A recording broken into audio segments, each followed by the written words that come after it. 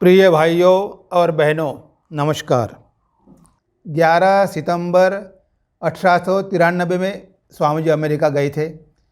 वहाँ पर सर्वधर्म परिषद का आयोजन हुआ था। उसमें स्वामी जी ने हिंदू धर्म का प्रतिनिधि होकर सहभाग लिया था और उनके पहले ही व्याख्यान से हिंदू धर्म को और भारत को सारी दुनिया में गौरव का स्थान प्राप्त हो गया। उस घटना को 2018 में 125 साल पूरे हो गए थे और उस उपलक्ष्य में रामकृष्ण मठ पुणे द्वारा अनेक कार्यक्रमों का आयोजन किया गया था। उसमें का एक प्रमुख कार्यक्रम था स्वामी विवेकानंद के जीवन और उपदेशों पर आधारित महानाट्य युगनायक विवेकानंद। इस महानाट्य के अनेक प्रयोग हुए। दिल्ली में 2 प्रयोग हुए। उसमें का एक प्रयोग राष्ट्रपति भवन में हुआ था, 2 प्रयोग नागपुर में हुए, एक प्रयोग वडोदरा में हुआ, एक थाना में हुआ और 2 पुणे में हुए। वही महानाट्य सब लोगों को देखने के लिए हम उपलब्ध कर रहे हैं। स्वामी विवेकानंद के विचार और जीवन सबको प्रेरणा देगा, इसका हमें पूरा भरोसा है।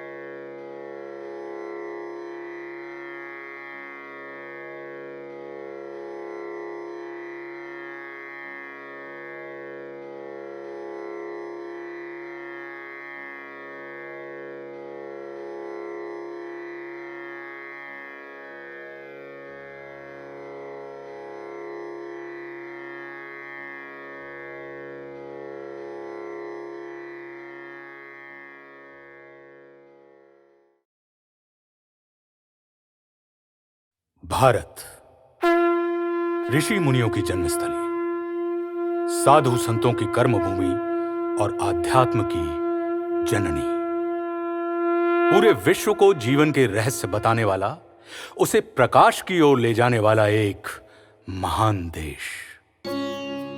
इसी मातृभूमि की उपजाऊ मिट्टी में कई संतों महंतों ने आध्यात्म और ज्ञान के बीज बोए। इन्हीं बीजों से कई वृक्ष उभर कर आए, जिनकी छाया ने अधर्म और अज्ञान की जला देने वाली धूप से विश्व की रक्षा की। ऐसे ही एक महान व्यक्ति थे स्वामी विवेकानंद। स्वामी जी ने पूरे विश्व को ज्ञान ज्योति से प्रकाशित कर दिया। गुरु रामकृष्ण परमहंस देव और शारदा माता से प्राप्त हुई शिक्षा और उनसे पाए हुए संस्कारों को स्वामी जी ने केवल स्वयं तक ही सीमित नहीं रखा। उन्होंने पुण्य की, साधना की, सृजन की, इस अमृत अनुभूति की पूंजी देने हेतु अपने हृदय के द्वार सभी के लिए खोल दिए। जाति, धर्म, स्त्री, पुरुष, ऐसे सभी भेदों को मिटाकर उन्होंने सभी को एक साथ परमात्मा तक पहुंचने के मार्ग को प्रशस्त किया। भारत माता को सम्मान दिलाने वाले सुपुत्र का, विश्व को ज्ञान रूप अमृत कण अर्पित करने वाले स्वामी विवेकानंद जी का हम शत शत वंदन करते हैं।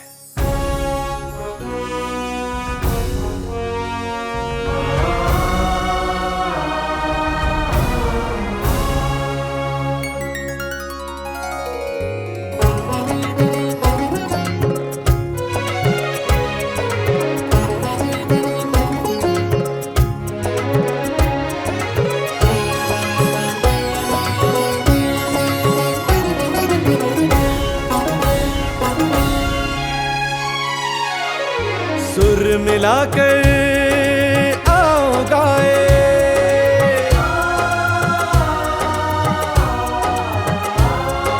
सुर मिलाकर आओ गाए स्वामी जी की गाथा।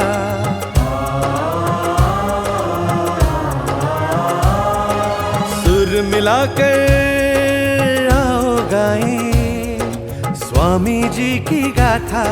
स्वामी जी के पगरेणु से, स्वामी जी के पगरेणु से पावन भारत माता।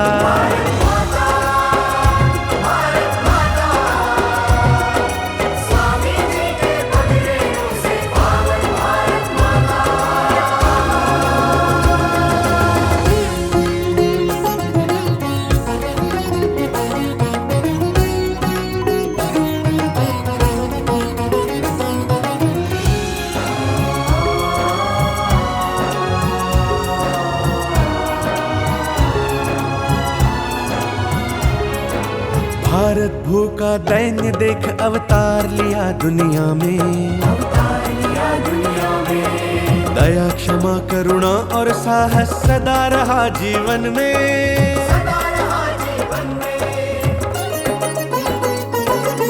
निर्भयता सामर्थ्य कुंजी दुनिया को दिखलाई।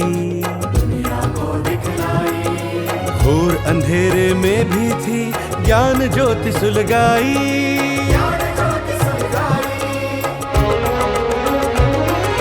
देश विदेश में जाकर सबको सिखलाया वेदांत। देश विदेश में जाकर सबको सिखलाया वेदांत। सर्व जगत को मंत्र दिया है उत्तिष्ठत जागृत।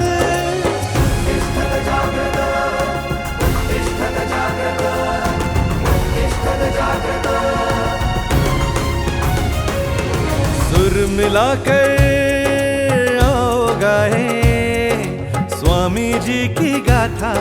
स्वामी जी के पगरेणु से, स्वामी जी के पगरेणु से पावन भारत माता।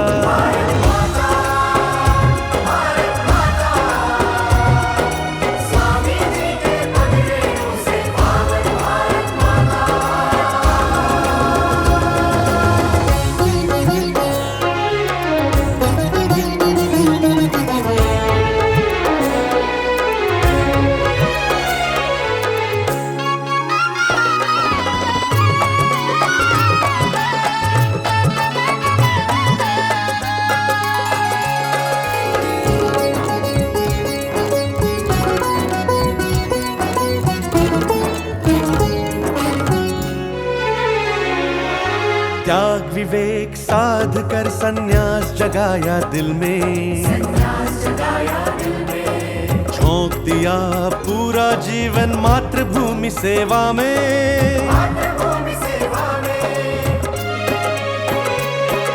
ध्यान धारणा और तपस्या थी इनमें भी दृढ़ता।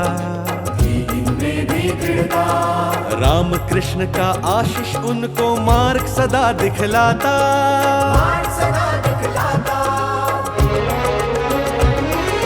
सार्थक कर दिखलाया अपना नाम विवेकानंद। सार्थक कर दिखलाया अपना नाम विवेकानंद। ब्रह्म परायण नर नारायण पाए जो।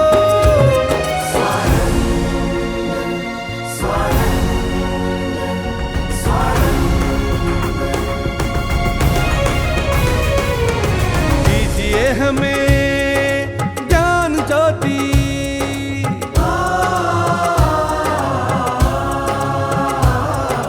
दीजिए हमें ज्ञान ज्योति की ऐसी आशीष धारा।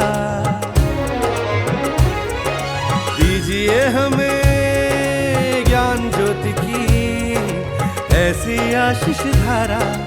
नर नारायण सेवा में हूँ, नर नारायण सेवा में हूँ जीवन अर्पित सारा।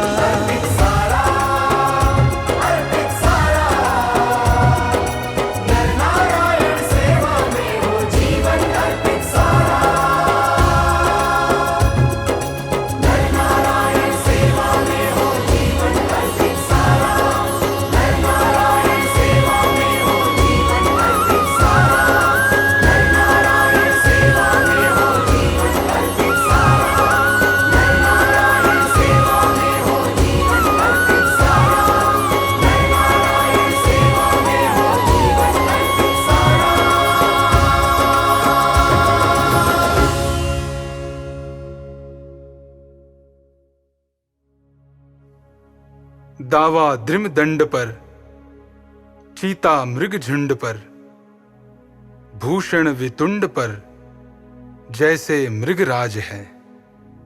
वाह!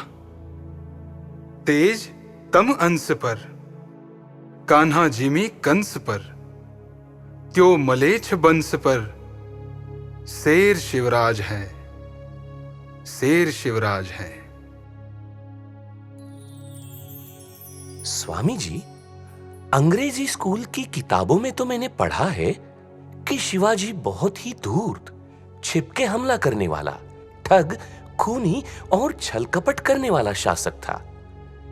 फिर ये प्रशंसा पर पंक्तियां शिवाजी जैसे शासक के लिए क्यों लिखी गई होंगी? धिक्कार है आपका डॉक्टर राव, जरा संभल कर बात कीजिए। औरों का, गैरों का, अंग्रेजों का लिखा हुआ भारत का विकृत इतिहास हम पढ़ते हैं, परिणाम स्वरूप ये अज्ञान है।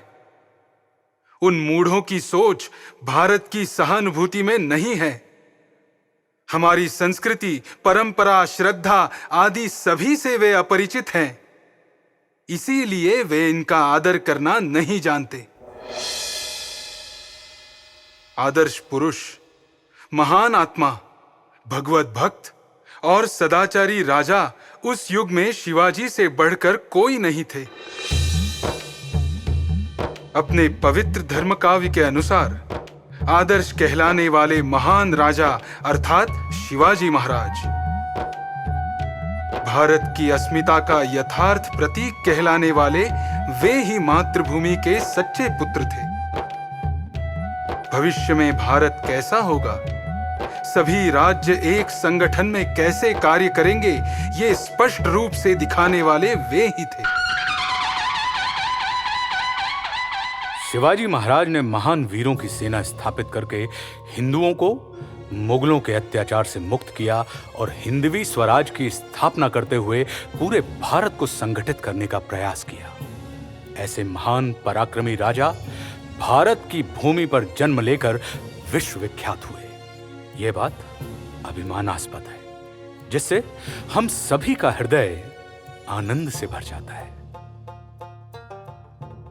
आदिल शाह, निजाम शाह, कुतुब शाह, इन सभी से हम मुक्त हुए, पर हमारे अंदर गुलामों को शोभा देने वाले दुर्गुण फिर से उभर आए। हमारे अंदर स्वार्थ, मत्सर, द्वेष, ईर्ष्या, अहंकार और सत्ता का लोभ, ये सभी विकार फिर से जाग उठे। इन्हीं विकारों और भेद की विकृतियों का अंग्रेजों ने दुर्लाभ उठाया। स्वतंत्रता का स्वप्न साकार होने से पहले ही हम फिर परतंत्रता से घिर गए और अंग्रेजों के गुलाम हो गए। अंग्रेजों ने ना हमारे मंदिर तोड़े, ना ही भगवान की मूर्तियां। वे बहुत ही चतुर और बुद्धिमान थे। उन्होंने धर्मशीलता की ओर जाने वाले मार्ग तोड़ दिए। धर्म, संस्कृति, परंपरा और श्रद्धा से बना हुआ एकता का कवच उन्होंने तोड़ दिया। साथ ही हमको ऐसी शिक्षा देने का छल किया जिससे युवकों में अपनी ही संस्कृति, धर्म और परंपराओं से घृणा बढ़ने लगी।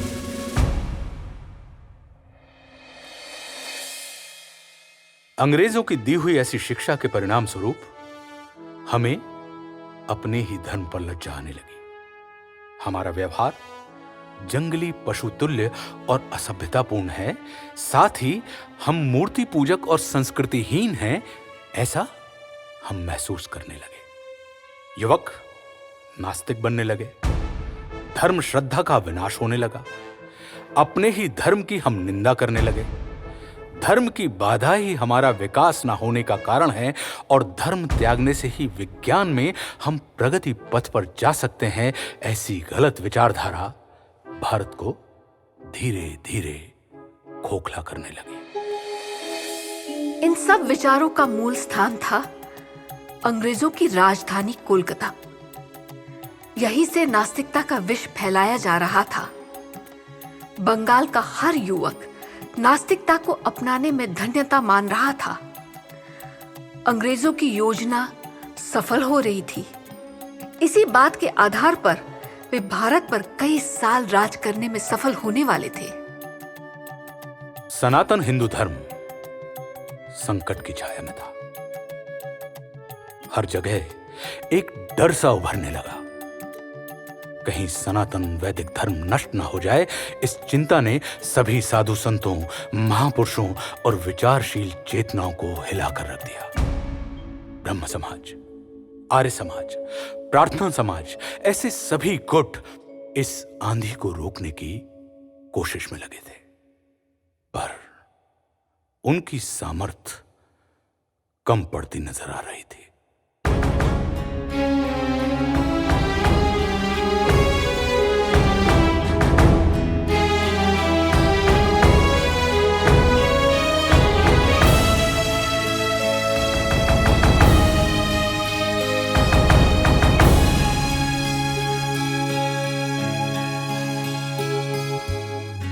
धर्म श्रद्धा टूट गई है,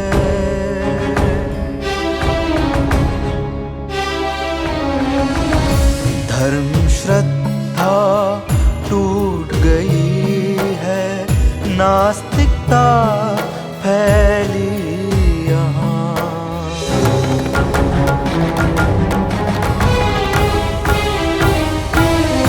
धर्म श्रद्धा टूट गई है, नास्तिकता फैली यहाँ। दुविधा में अटका मानव, दुविधा में अटका मानव, हे ईश्वर दया करो।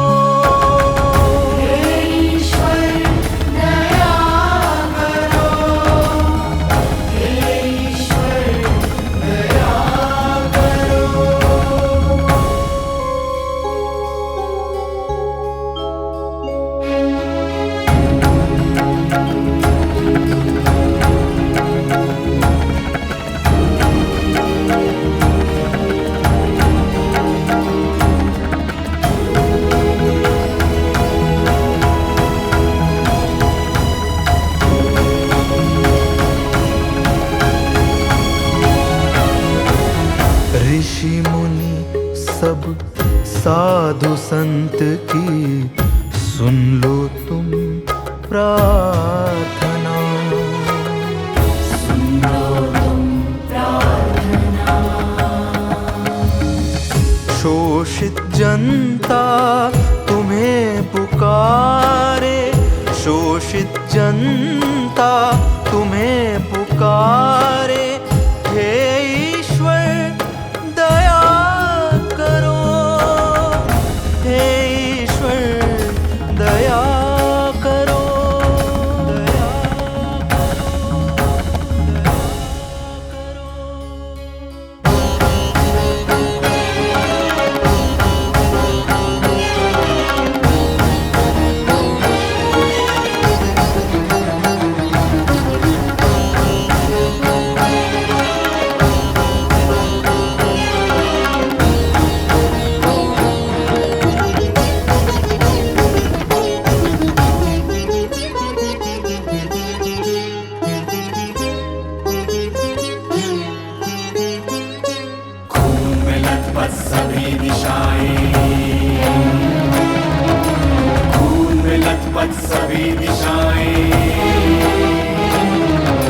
खून में लथपथ सभी दिशाएं, नारी का सम्मान नहीं, नारी का सम्मान नहीं। मानवता ही नष्ट हो गई, मानवता ही नष्ट हो गई, हे ईश्वर दया करो, हे ईश्वर दया करो, हे ईश्वर दया करो।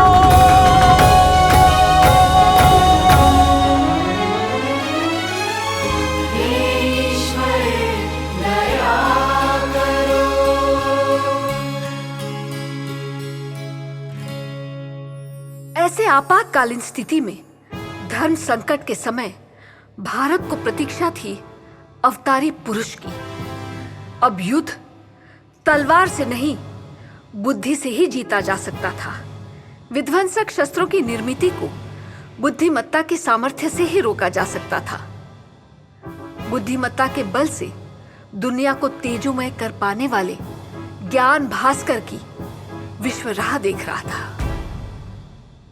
भारत के प्राणदायी धर्म की, संस्कृति की, परंपराओं की और ऋषि मुनियों के ज्ञान की ज्योति को 7 समुंदर पार ले जाने वाले, साथ ही भारतीय लोग असभ्यता से भरे हुए जंगली धर्महीन नहीं हैं। हमारी संस्कृति, हमारा धर्मशास्त्र और हमारे विचार दुनिया की तुलना में कई गुना श्रेष्ठ और दूरगामी हैं। ये सच्चाई आत्मविश्वास से कह पाने वाली दिव्य शक्ति की भारत को आवश्यकता थी। और ऐसी ही दिव्य शक्ति भारत में प्रकट हो गई। हृदय में अनंत प्रेम, सहानुभूति, करुणा और प्रचंड बुद्धि सामर्थ्य से दुनिया को झुकाने की शक्ति लेकर ही इस महान पुरुष ने जन्म लिया। जन्म भी ऐसी जगह लिया जहां थी अंग्रेजों की राजधानी कोलकाता। इस दिव्य शक्ति का नाम था युगाचार्य, युग नायक स्वामी विवेकानंद। पिता विश्वनाथ दत्त और माता भुवनेश्वरी देवी कोलकाता में निवास करने वाला धार्मिक दंपति। विवेकानंद के जन्म से पूर्व माता भुवनेश्वरी देवी ने वंश उज्जवल करने वाला पुत्र प्राप्त करने के लिए सभी धर्मशील हिंदू माताओं की तरह कई धार्मिक पूजाएं, तप, साधना, व्रत, उपवास किए थे। भुवनेश्वरी देवी के कुछ संबंधी आध्यात्मिक ज्ञान के क्षेत्र काशी में रहते थे। उस स्थान के परम दैवत वीरेश्वर शिवजी की पूजा कर आशीर्वाद लेने की इच्छा उनके मन में जागी। भुवनेश्वरी देवी का मन त्याग मूर्ति भगवान शिव शंकर की भक्ति में लीन हो गया था।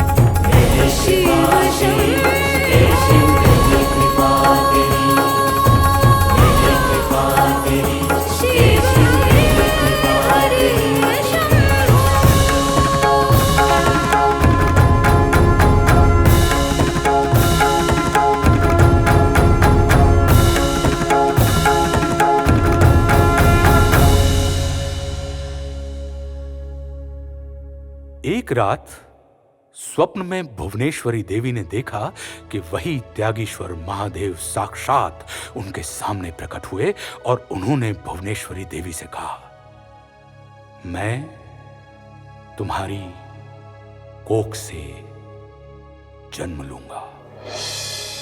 जब वे नींद से उठी तब सपने की स्मृति से आनंद विभोर हो गई।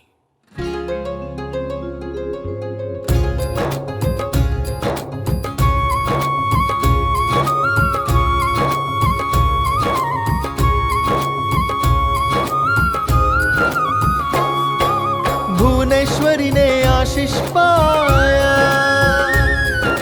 भुवनेश्वरी ने आशीष पाया, हर एक दिशा से नाद उठा है।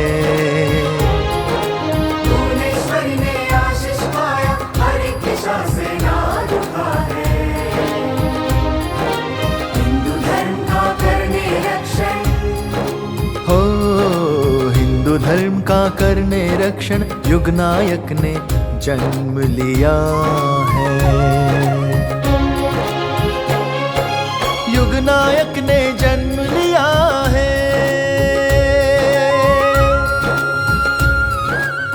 12 जनवरी 1863 सोमवार, शिवजी का वार, मकर संक्रांत, युग प्रवर्तन के शुभ दिन इस बालक ने जन्म लिया। उसका नाम वीरेश्वर रखा गया।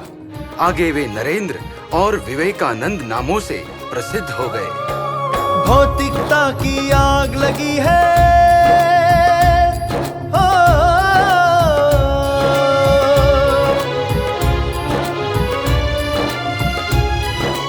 भौतिकता की आग लगी है, दुनिया सारी झुलस रही है। भौतिकता की आग लगी है, दुनिया सारी झुलस रही है। अंधकार से मार्ग दिखाने,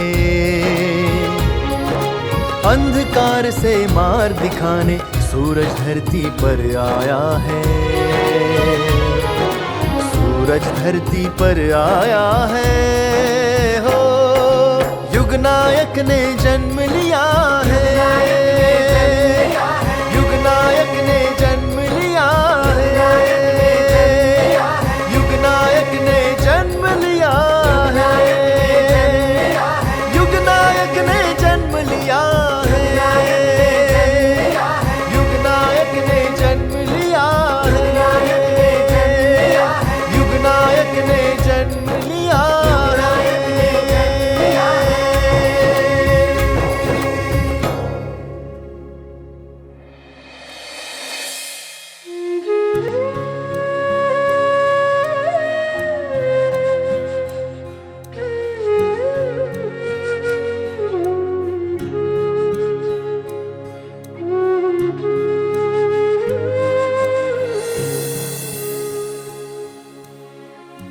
युवक नरेंद्र नाथ को किताबें पढ़कर ज्ञान इकट्ठा करने के विषय में रुचि थी। वे केवल परीक्षाओं में सफलता प्राप्त करने के लिए नहीं पढ़ते थे। ज्ञान और जानकारी पाने में उन्हें अधिक रस था। पाठ्य पुस्तकों के अलावा बाकी विषयों का ज्ञान प्राप्त करने के लिए उन्होंने इतिहास, खगोल शास्त्र, विज्ञान, कला, संगीत, अंग्रेजी इन सभी विषयों का अध्ययन किया। उनका प्राच्य और पाश्चात्य दर्शन शास्त्र का ज्ञान भी प्रगाढ़ था। Descartes, Hume, Fichte, Spinoza, Schopenhauer, Kant, Darwin और हर्बर्ट स्पेंसर जैसे पाश्चात्य दर्शन शास्त्रियों के तात्विक सिद्धांतों का भी उन्होंने अध्ययन किया था। एकाग्र भाव और ज्ञान के लगाव के कारण उन्होंने बहुत ही कम समय में कई विषयों में विशेषता प्राप्त की। किंतु ये सब पढ़कर उनका मन सुलझने के बदले अधिक उलझ गया। अनेक स्थानों पर उन्हें विरोधी और भिन्न विचार पढ़ने को मिले। मन में संदेह उभरे और खलबली मची। आखिर वे ये जान गए कि केवल किताबों के ज्ञान से उनका संदेह दूर नहीं होगा। कोई अनुभव संपन्न गुरु ही इस अनाकलनीय सत्य की द्वार की कुंजी दे सकता है। इसी विचार से उनका मन मार्ग दिखलाने वाले गुरु की खोज में व्यस्त हो गया। तत्कालीन आध्यात्मिक गुरुओं में देवेंद्रनाथ ठाकुर का नाम प्रसिद्ध था। उनकी जानकारी मिलने के बाद युवक नरेंद्र उनसे मिलने गए और बिना समय गवाए उन्होंने देवेंद्रनाथ जी से सीधा प्रश्न किया। महाराज प्रणाम।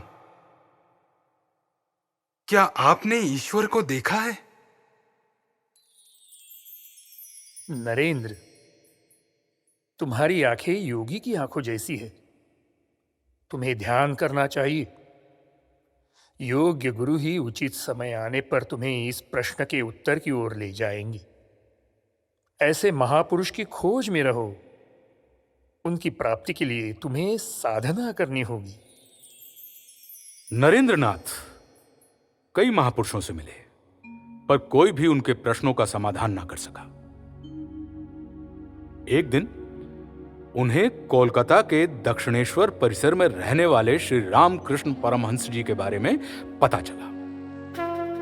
दक्षिणेश्वर गंगा के किनारे स्थित है, जहां भवतारिणी काली का प्रमुख मंदिर है।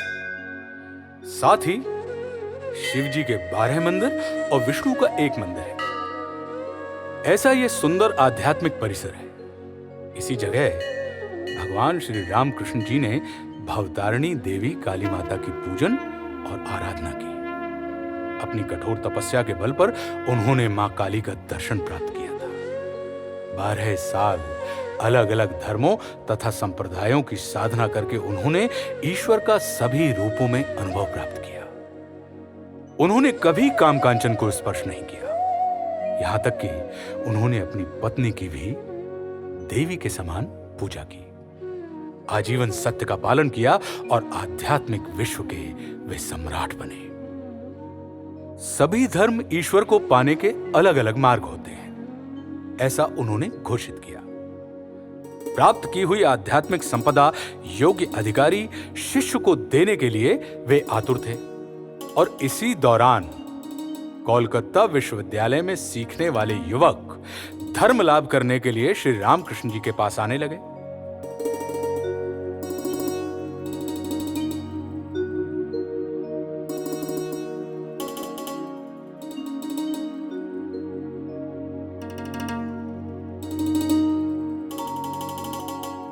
एक दिन श्री रामकृष्ण जी के भक्त सुरेंद्रनाथ जी के घर पर भजन का आयोजन हुआ था। वहां रामकृष्ण देव भी पधारे थे, पर भजन गाने वाला गायक समय पर नहीं पहुंचा। इसलिए सुरेंद्रनाथ जी ने युवक नरेंद्र को भजन गाने का आग्रह किया।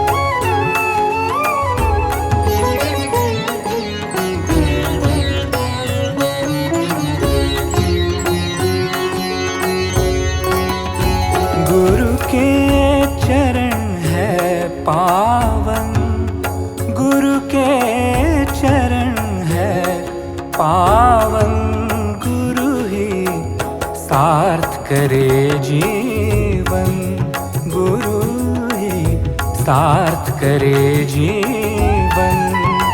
गुरु के चरण है पावन, गुरु के चरण है पावन। गुरु ही सार्थ करे जीवन, गुरु ही सार्थ करे जीवन।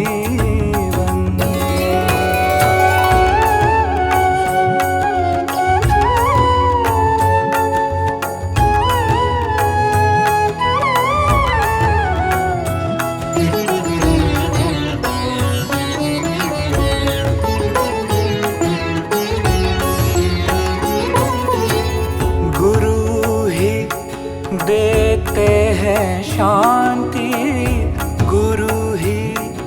देते हैं शांति, दूर करे गुरु मन की भ्रांति।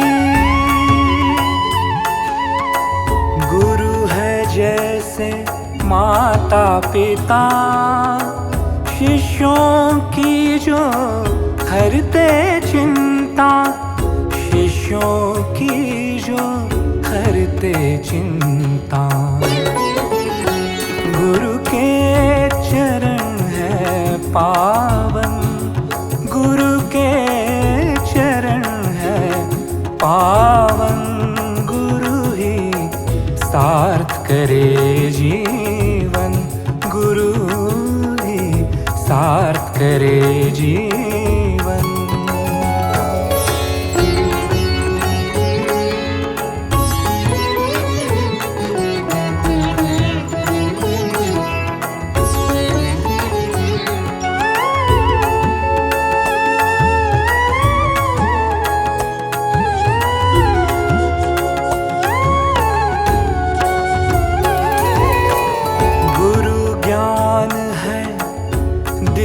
शक्ति, गुरु ज्ञान है दिव्य शक्ति, मार्ग दिखाए उनकी भक्ति।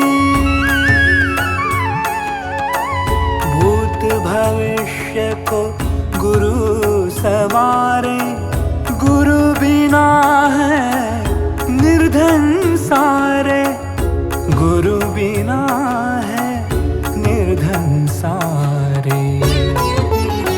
गुरु के चरण है पावन, गुरु के चरण है पावन।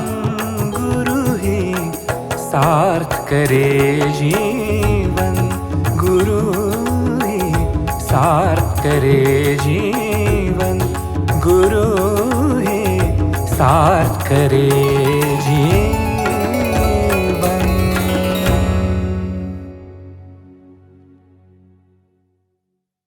नरेन, कितना अच्छा गाते हो तुम। एक बार दक्षिणेश्वर मिलने जरूर आना। आओगे ना? मैं तुम्हारी प्रतीक्षा करूंगा। जरूर आना नरेन, जरूर आना।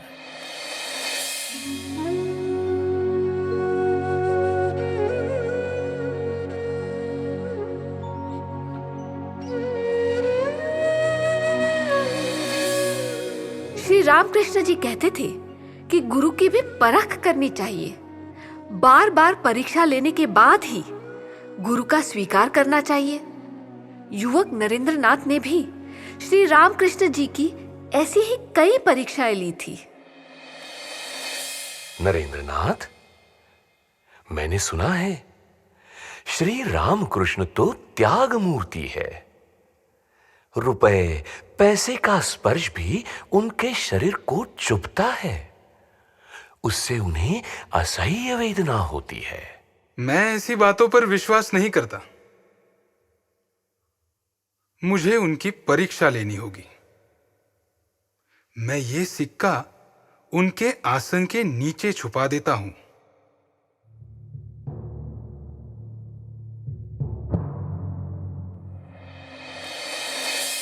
नरेन, आ गए तुम। मुझे पता था तुम जरूर आओगे। जी हां ठाकुर जी, मैं आ गया। आप आसन तो ग्रहण कीजिए।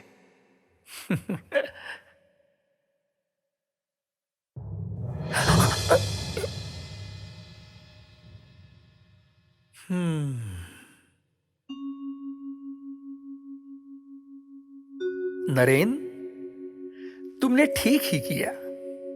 गुरु को इसी तरह परख लेना चाहिए। मुझे खुशी है कि तुमने मेरी परीक्षा ली। अब तो भरोसा हो गया तुम्हें। कुछ पूछने आए हो ना? क्या आपने ईश्वर को देखा है? हाँ, मैंने ईश्वर को देखा है। जैसे मैं तुम्हें देख रहा हूं, उससे कई अधिक स्पष्टता से मैंने ईश्वर को देखा है। तुम अगर चाहो तो तुम भी ईश्वर को सरलता से देख सकते हो। संशय राक्षस नाश महास्त्रम यामी गुरुम शरणम भव वैद्यम। संदेह के राक्षस का विनाश करने वाले महान अस्त्र, ऐसा जिनका स्वरूप है, ऐसे संसार रूप रोग से मुक्ति दिलाने वाले भववैद्य गुरु श्री रामकृष्ण देव के मैं शरण जाना चाहता हूं। नरेन, तुम्हें क्या चाहिए? मैं समाधि के आनंद को प्राप्त करना चाहता हूं। ठीक है।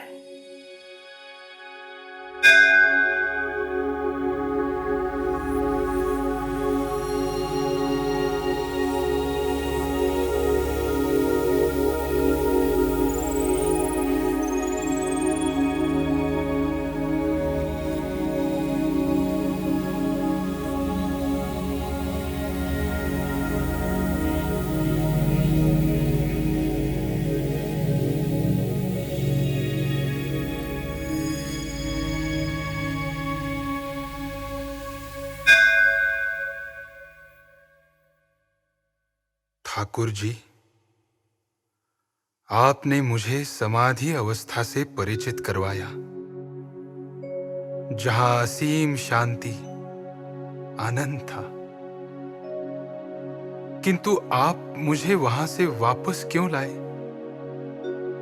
मैं तो समाधि में परमानंद का अनुभव कर रहा था। आप मुझे फिर से समाधि में जाने की, मुक्त होने की अनुमति और आशीर्वाद दीजिए। बार बार ऐसा पूछते तुम्हें लज्जा नहीं आती? मुझे तो लगा था कि तुम किसी विशाल वट वृक्ष के समान होकर हजारों पीड़ितों को छाया दोगे। उसे छोड़कर तुम केवल अपनी ही मुक्ति का आग्रह कर रहे हो। क्या इतना हीन आदर्श है तुम्हारा? क्या कहूं, वहां तो आनंद ही आनंद था। वहां कोई भेद नहीं था। मैं शिव तत्व के साथ एक रूप हो गया था। हर जीव में शिव का संचार है, इस बोध से सेवा करो। मुझे अपना गुरु मानते हो ना? फिर मेरी आज्ञा का पालन करो। जाओ जाओ नरेन, भारत भ्रमण करो। जाओ, मेरा आशीष सदैव तुम्हें मार्ग दिखाएगा। जय काली, जय काली, जय काली।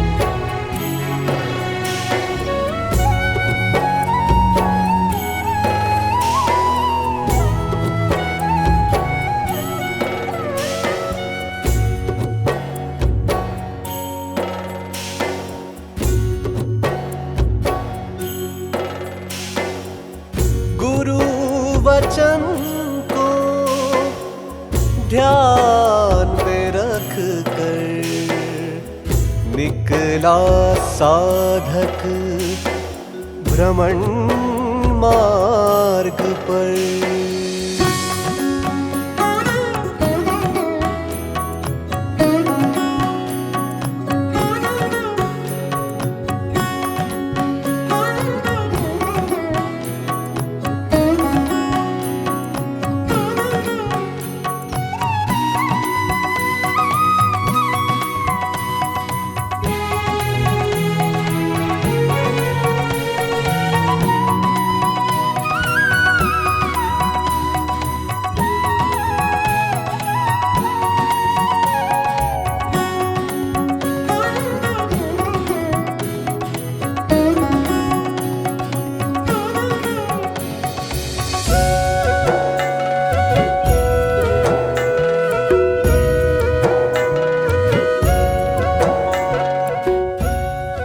स्वामी जी भ्रमण करते करते दार्जिलिंग पहुंच गए। वहां स्वामी तुरायानंद जी ने स्वामी जी को देखा और वे स्वयं को रोक नहीं पाए।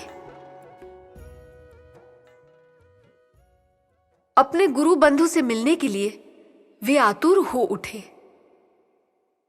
देखो हरि भाई, मेरे मन में भारत के लिए कुछ योजना है, इसीलिए मैं अकेले ही भारत भ्रमण करना चाहता हूं। तुम मेरे साथ आकर मेरे रास्ते की बाधा मत बनो। तुम अपने रास्ते जाओ, मैं अपने रास्ते जाऊंगा। स्वामी जी, मैं आपकी राह में कोई बाधा नहीं डालूंगा। मैं तो ऐसे ही भ्रमण करते करते यहां आ गया था। आपसे भेंट होगी ये तो मैंने सोचा भी नहीं था, लेकिन अचानक आपसे मिलके आनंद हुआ। आपने अब तक बहुत भारत भ्रमण किया है। आपके कुछ अनुभव, आपकी उपलब्धियां, आपकी तपस्या आदि के बारे में सुनने की बहुत इच्छा है। स्वामी जी, कुछ तो कहिए। ठीक है हरि भाई, तो सुनो। मैं तथाकथित धर्म को नहीं समझ सका, लेकिन इस भ्रमण से मेरा हृदय विशाल हो गया है। मैं दूसरों के दुखों का अनुभव कर सकता हूं, यही मेरी उपलब्धि है। मैंने भगवान की कृपा से नया रास्ता खोज निकाला है। आज तक भगवान का ध्यान, भगवान का नाम जाप, शास्त्र अध्ययन, इन्हीं रास्तों से मनुष्य मुक्ति प्राप्त करता था। लेकिन इस वर्तमान युग में सभी गरीबों, रोगियों या दीन दरिद्रों की सेवा करने से भी मुक्ति प्राप्त कर सकेंगे। तुम भी मुझे मेरी इस योजना में सहायता करो। जी स्वामी जी, प्रणाम।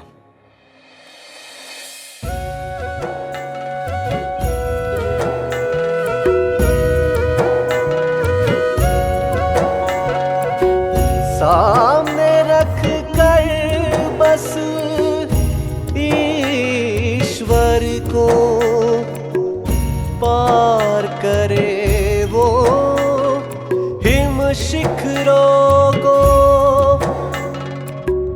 पार करे वो हिम शिखरों को पार करे वो हिम शिखरों को।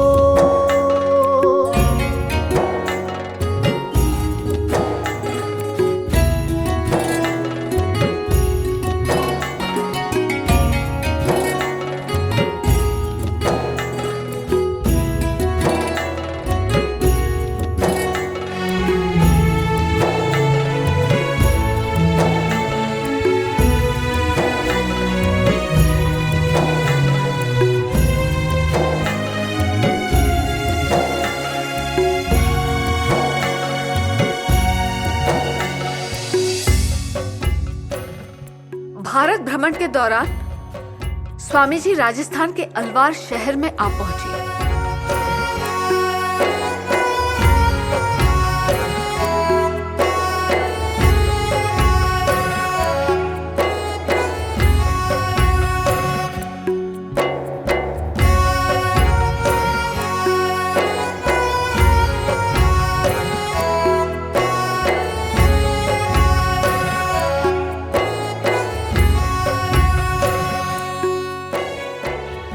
अलवार संस्थान के राजा मंगल सिंह मूर्ति पूजा पर विश्वास नहीं करते थे। राजा की शंकाओं का समाधान करने के लिए दीवान जी रामचंद्रन ने स्वामी जी को राजमहल में चलने की विनती की। पधारिए स्वामी जी, अलवार संस्थान में आपका स्वागत है। राजन, आपकी आंखों में किसी शंका का भाव दिखाई पड़ रहा है, क्या बात है? स्वामी जी, मैं समझ नहीं पाता हूं कि भगवान मिट्टी, पत्थर या धातु की मूर्ति में कैसे हो सकते हैं? देखो राजन, आप राजा हैं, प्रजा के स्वामी। जैसा राजा वैसी प्रजा। आपका जीवन प्रजा के लिए एक आदर्श होना चाहिए। मूर्ति पूजा के बारे में आपका जैसा विश्वास है वैसा ही रहने दें। लेकिन जो लोग मूर्ति पूजा में विश्वास करते हैं उनसे घृणा मत कीजिए। वो भी भगवान को पाने का एक मार्ग है। राजन, कोई भी पत्थर, मिट्टी या धातु की नहीं, वे भी भगवान की ही पूजा करते हैं। मैं कुछ समझा नहीं स्वामी जी, मेरा समाधान नहीं हुआ। क्या आप मुझे कोई उदाहरण दे सकते हैं? ठीक है दीवान जी, क्या आप राजा की कोई तस्वीर ला सकते हैं? जी स्वामी जी।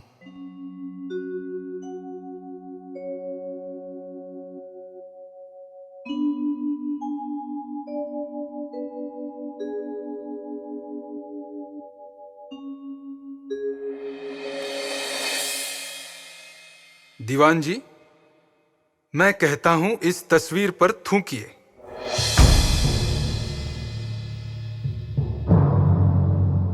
घबराइए नहीं, थूकिए। नहीं स्वामी जी, मैं ये नहीं कर सकता। स्वामी जी, ये आप क्या कह रहे हैं? क्यों राजन, क्या हुआ? ये तो केवल एक तस्वीर है, कागज और रंग मात्र है। इसमें आप नहीं हैं। आप तो मेरे सामने खड़े हैं, तो इसमें इतनी हिचकिचाहट किस लिए? पर यह हमारे राजा जी की तस्वीर है। अगर मैं इस पर थूका तो राजा जी का अपमान हो जाएगा। उन पर मेरी श्रद्धा है, मैं ये नहीं कर सकता। देखा राजन, इस तस्वीर में आप नहीं हैं, फिर भी दीवान जी आपकी तस्वीर में भी श्रद्धा रखते हैं। तस्वीर को भी आपके जैसा ही सम्मान देते हैं। वैसे ही जब कोई मूर्ति की पूजा करता है तो पत्थर की पूजा नहीं करता। वो उसमें भगवान के अस्तित्व को मानकर पूरे भाव से पूजा करता है। अगर ईश्वर कण कण में बसा है तो मूर्ति में क्यों नहीं? भक्त का मन पवित्र हो तो वहीं भगवान प्रकट हो जाते हैं। मूर्ति तो केवल एकाग्रता का मार्ग है। मुझे क्षमा कीजिए स्वामी जी, आज आपने मेरी आंखें खोल दी, मेरा अज्ञान दूर कर दिया। आप जैसे विद्या विभूषित सन्यासी की आज समाज को आवश्यकता है।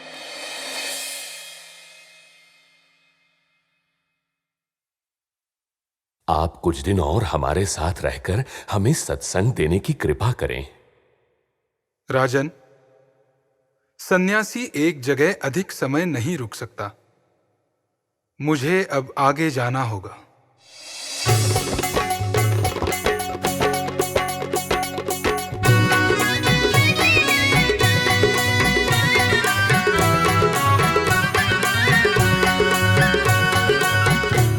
कश्मीर से लेकर कन्याकुमारी चला वीर ये बिना सवारी। ताना ना ना ताना ना ना ताना ना ना ना ना ना ना ना।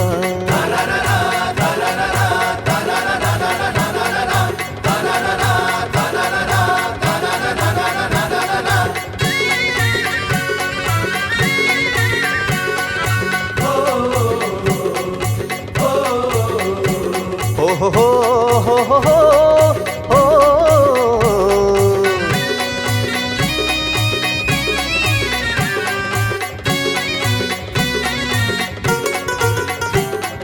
ताना ना ना ताना ना ना ताना ना ना ना ना ना ना ना।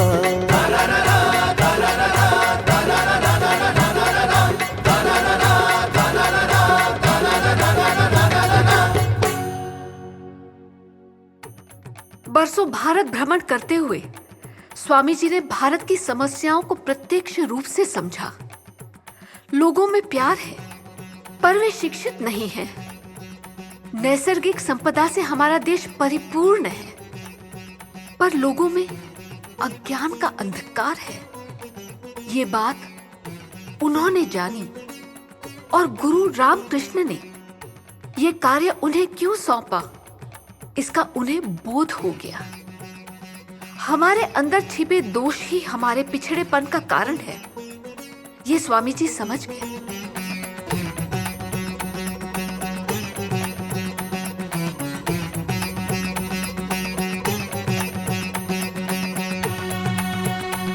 भ्रमण करते करते यह सन्यासी भारत के दक्षिणी छोर तक पहुंच चुका था।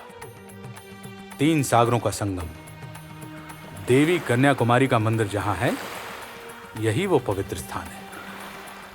कन्याकुमारी देवी के दर्शन करने के पश्चात स्वामी जी ने समुद्र के बीच बड़ी शान से खड़ी चट्टान देखी और वहां जाकर ध्यान करने की उनकी इच्छा हुई। पर वहां जाने का कोई मार्ग नहीं था। उनके पास पैसे नहीं थे। नाविक मुफ्त में ले जाने के लिए तैयार नहीं था। सन्यासी पानी में कूद गया। न लहरों की परवाह, न डूबने का डर, न ही बड़ी मछलियों का भय। आखिरकार सन्यासी चट्टान पर पहुंच गया।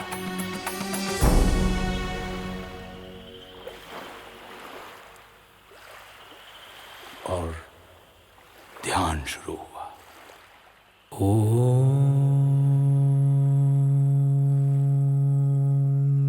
कैसा ध्यान? किस पर ध्यान? ईश्वर पर? नहीं। मुक्ति के लिए? नहीं। चिंतन शुरू हुआ। कन्याकुमारी से लेकर हिमालय तक फैले बंधन में पड़ी हुई भारत माता का चित्र आंखों के सामने आया। दारिद्र्य, अज्ञान, भूखमरी, अत्याचार, दैन्य, लूटमार, तानाशाही और भय से ग्रस्त हुई मृतवत लाचार जनता, ये सभी उनके मन को विचलित करने लगे। नेत्र से आंसू बहने लगे। हाथ अपने आप वंदना के लिए उठे और शुरू हुई निरंतर प्रार्थना।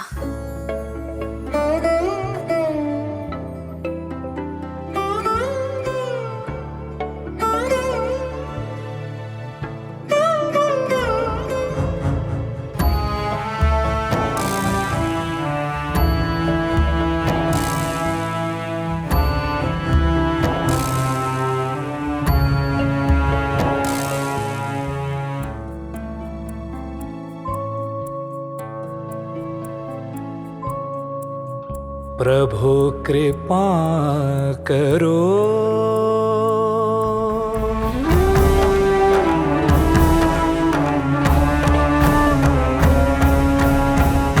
प्रभु कृपा करो अब तुम ही, प्रभु कृपा करो अब तुम ही, सुन लो मेरी प्रार्थना। प्रभु कृपा करो अब तुम ही, सुन लो मेरी प्रार्थना। प्रभु कृपा करो।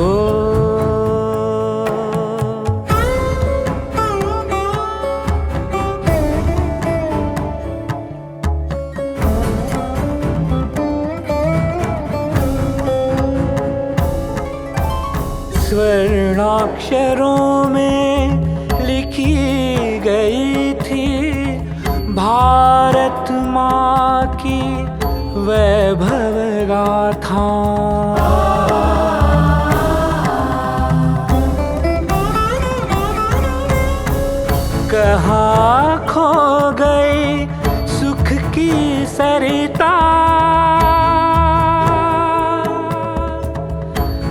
कहाँ खो गई सुख की सरिता, दुख से घिरी है भारत माता।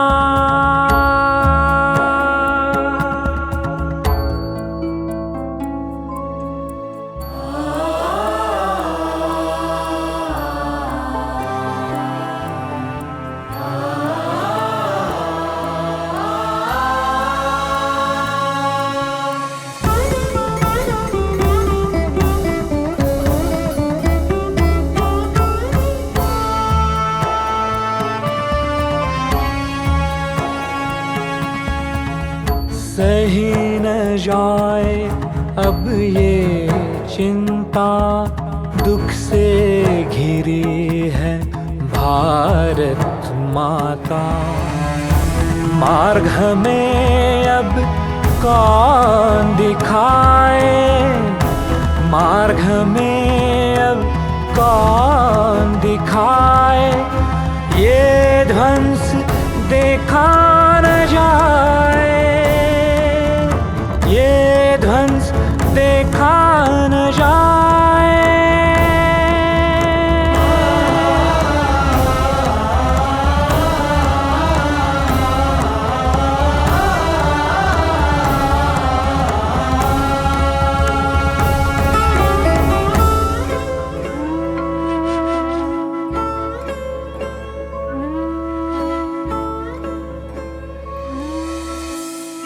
प्रभु कृपा करो अब तुम ही, सुन लो मेरी प्रार्थना। प्रभु कृपा करो, प्रभु कृपा करो, प्रभु कृपा करो। ईश्वर ने प्रार्थना सुनी। स्वामी जी को अनुभूति हुई कि गुरुदेव श्री रामकृष्ण समंदर की लहरों पर चलते हुए आगे जा रहे हैं और उन्हें पीछे आने की आज्ञा कर रहे हैं। श्री रामकृष्ण देव के आशीर्वाद से ऐसा ही अवसर उन्हें मिला। अमेरिका शिकागो नगर में सर्वधर्म परिषद होने वाली थी। गुरु कृपा से स्वामी जी को उस बारे में जानकारी मिली। गुरुदेव भगवान श्री रामकृष्ण जी की सहधर्मिणी माता शारदा देवी जी से आशीर्वाद प्राप्त करके ही स्वामी जी सर्वधर्म महासभा में सहभागी होने चले गए। जिस प्रकार वीर हनुमान ने सागर पार कर लंका में जाकर अधर्म का सर्वनाश किया, उसी प्रकार स्वामी विवेकानंद ने सागर पार जाकर धर्म ध्वजारोहण किया।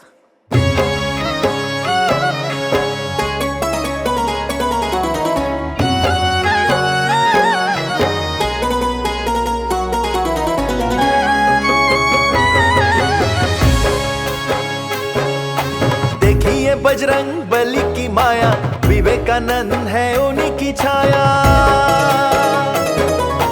देखिए बजरंग बली की माया, विवेकानंद है उन्हीं की छाया।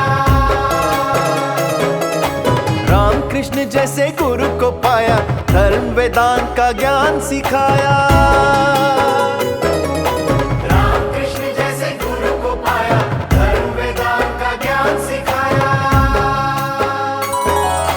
धर्म का मार्ग दिखाया, मार्ग दिखाया। पालनहारी आया, देखो पालनहारी आया। पालनहारी आया, देखो पालनहारी आया।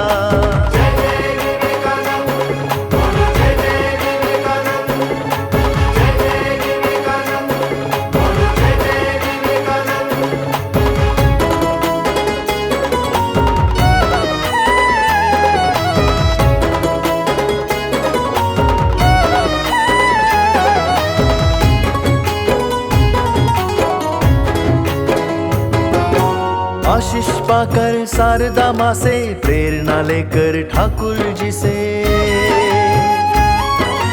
आशीष पाकर शारदा माँ से प्रेरणा लेकर ठाकुर जी से। धर्म सभा का शिखर पाया, धर्म सभा का शिखर पाया, भारत को सम्मान दिलाया, भारत को सम्मान दिलाया। धर्म का मार्ग दिखाया, मार्ग दिखाया, धर्म का मार्ग दिखाया, मार्ग दिखाया।